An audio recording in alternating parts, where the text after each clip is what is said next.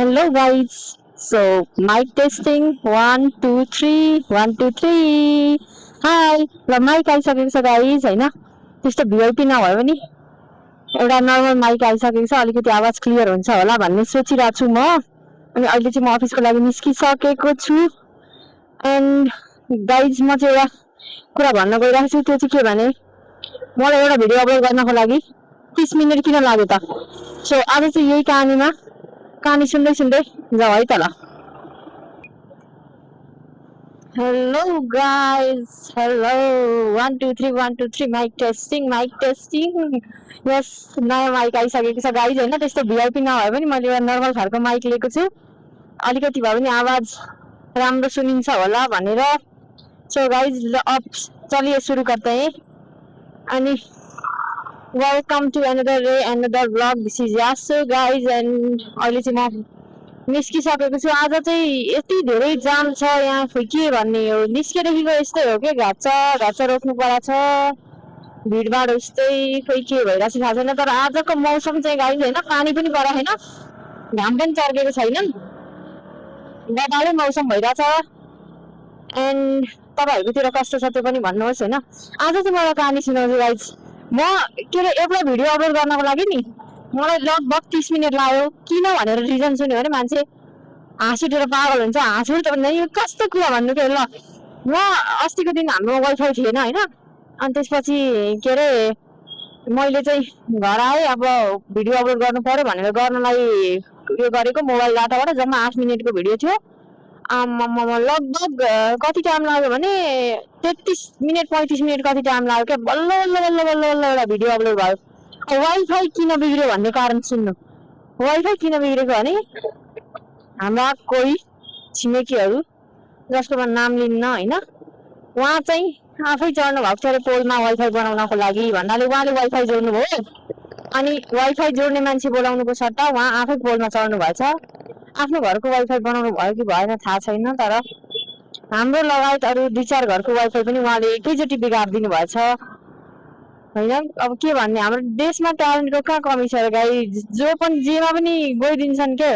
त्यस्तै भयो होइन उहाँ जाइदिनु भयो पोलमा चढिदिनु भयो नलेज के कति चाहिँ थाहा छैन 2-4 घरको वाइफाई बिग्रेछ त्यस्तो चाहिँ नगरौँ गाइज हेर होइन त्यो मूल वाइफाई बनाउनको लागि त हामीले बोलाएको त्यो उयोबाट बोलाउनु कल गरेर भने उहाँहरू आएर जोडिदिनुहुन्छ त्यसको त केही चार्ज पनि लाग्दैन के त्यसको चार्ज पनि लाग्दैन आफै बिग्रेको बनाइदिने जोडिदिने भनेको आफै गरिदिनुहुन्छ त्यसको लागि केही चार्ज लाग्दैन अनि यसरी आफै पोलमा चढ्ने आफै ट्यालेन्ट देखाउने काम चाहिँ नगरौँ गाइज होइन उपद्रो पनि हुनसक्छ ठुलै त्यही भएर त्यस्तो चाहिँ गर्नु हुँदैन एन्ड अहिले चाहिँ म गइरहेको छु गाइज होइन त्यसपछि वाइफाई त भन्यो मैले मान्छे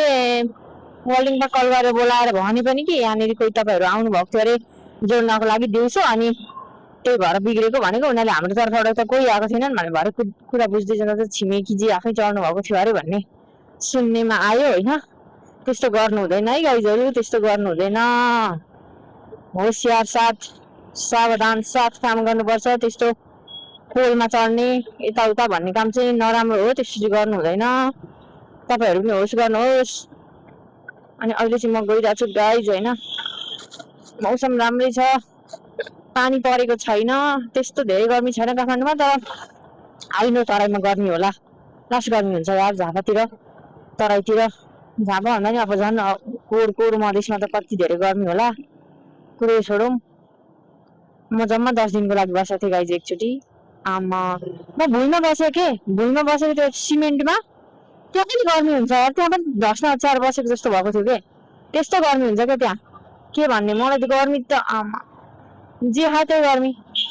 एक कसैको घरमा फ्रिज छैन भने त्यहाँ दही मही पनि तातै हुन्छ क्या त्यस्तो हो झापा मोरङ मतलब तराई एरिया भनेको त्यस्तो हो के भन्ने खोइ कसरी बस्नुहुन्छ उहाँहरू मान हो तराईमा बस्न सक्ने मान्छे के भनौँ गाइज यस्तै छ घ्याच्च रोकिराख्नु परेछ कि आज खोइ किन हो बाटो एकदमै भरि भराउ छ भरि भराउ मैले भिडियो हालेँ होइन गाइज अनि के भयो भने त्यसमा आवाज चाहिँ एकदमै त्यो बाहिरको मात्रै आयो कि स्याँ गराएको छ ट्राफिक अब घर पुगेर कोही मान्छेले मेरो भिडियो हेऱ्यो आनन्दले दिउँसो काम गरे हुन्छ के हुन्छ होइन। अनि घर पुगेर चाहिँ भ्लगहरू हेर्छु, युट्युब हेर्छु, फेसबुक हेर्छु, इन्स्टाग्राम हेर्छु भनेर बसे मान्छेले त फेरि त्यही ट्राफिक आवाज सुन्यो भने त अनि के हो, पुरै त्यो इरिटेट हुन्छ नि त। त्यही भएर त्यस्तो नहोस् भन्नको लागि चाहिँ मैले ल जस्तोसुकै मेरो के अरे भ्लग बनाउने तरिका प्रोफेसनल होस् कि नहोस् कि मलाई हाम्रो दर्शकहरूले मन पराउनु हुन्छ कि हुन्न, तर म चाहिँ बिस्तारै एउटा भ्लगहरू बनाएर हालिदिएको जुन हालेको छु त्यो चाहिँ बुझिने चाहिँ होस् एटलिस्ट भनेर मैले एउटा सानो माइक लिएको छु गाइज होइन। माइक त्यस्तै खतरा छैन, हल्का फुल्का हो। पहिले पनि एउटा थियो मसँग, तर त्यसले चाहिँ खासै कामै दिँदैन थियो के। जोड्यो तल पनि लाउनु पर्छ नि, यो अर्को यो मोबाइलमा हाल्नेवाला, घरि त्यो बन्द हुन्छ घरि माइक बन्द हुन्छ, माथि जोडेर तल बन्द हुन्छ। त्यस्तै अब त्यो सस्तो खालको थियो, बस ट्राईको लागि लिएर आएको। अनि त्यसले खासै काम दिएन, बाहिर हिँड्न त कुरै छोड्यो। त्यो त 1 मिनट पनि कनेक्ट हुँदैन थियो। 1 मिनट कनेक्ट भयो, म 2 मिनट बोल्यो भने 1 मिनट माइकमा बोलिरहेको छ, अर्को मिनट छैन, लास्ट गाह्रो भइरहेको छ। त्यही भएर ल न त अब मान्छेहरूलाई मन पर्ने हेर्ने 1-2 जना मेरा 20-25 जना दर्शकहरूलाई त राम्रो क्वालिटी भिडियो दिउँ न त, बोलेको पनि बुझ्योस् भनेर चाहिँ मैले बनाएको हो होइन। गर्दैछु गाइज, हेरौँ अब के हुन्छ। यो ठाउँमा चाहिँ अलिकति जाम धेरै हुन्छ क्या, यो ठाउँ सानो छ नि त बाटो। मेरो बिचमा त यसलाई वान वे बनाएर अर्को पछाडिपट्टिबाट अर्को बाटो हाल्यो, त्यसलाई वान वे मतलब आउने र जाने एक एकवटा बनाइदिने। अनि स्कुल बसहरू चाहिँ तल एउटा अनि यता माथि एउटा ठाउँमा मात्रै रोक्न मिल्ने भनेर बनाइदिनु भने यो ठाउँको समस्या समाधान हुन्थ्यो होला। अलिकति गाडी अहिले त बढी भएको छैन गाइज, अलिकति उसमा आउनुपर्छ क्या, ठ्याक्कै 10 त्यो हुन्छ नि पुरै अफिस आयो अनि त्यो स्कुलको बसहरू भएको बेला त यहाँ छिर्ने टाइमै हुँदैन। यहाँनिर के अरे छिर्ने ठाउँ पनि हुन्न, त्यो ट्राफिकले पनि म्यानेज गर्न पनि एकदम गाह्रो छ क्या। यहाँ कहीँ जाने बाटै छैन, यता उता लगाउँ अथवा साइडबाट उता भन्ने नै छैन क्या। त्यो बोर्ड जाने बाटो पनि यहाँबाट हालेको छ, अब यो हालेको बाटोलाई चाहिँ त्यो पर माथिबाटै स्वाट्टै उता कटाइदिनु है। यस्तै धेरैवटा आइडियाहरू लाउनु भने चाहिँ बाटोमा समाधान हुन्छ, तर अब त्यो कहिले लाउने हो थाहा छैन। अहिलेसम्म चलिराखेको के भन्ने, कुछ बोलेंगे तो विवाद हो जाएगा, कुछ बोलेंगे तो विवाद हो जाएगा।